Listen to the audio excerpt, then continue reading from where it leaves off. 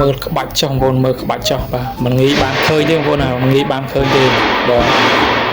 បាទសួស្តីបងប្អូនទាំងគ្នាបាទជួបជាមួយខ្ញុំមកវីដេអូចែករំលែកហើយបងប្អូនណាបាទនេះជាការចែករំលែកបាទអូយបងប្អូនមើលវិធីងាយស្រួលបងប្អូនណា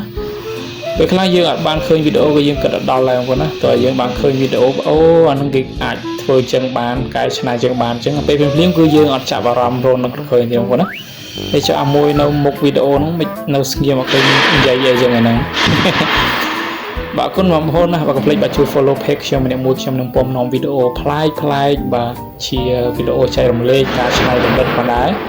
ហើយបងប្អូនមើលទៅបាទការច្នៃប្រឌិតបាទយើងភាគច្រើនគឺយើងគិតដល់ឯភ្លាមៗណាបើយើងបានឃើញវីដេអូយើងនឹកឃើញធ្វើអញ្ចឹងបានអូ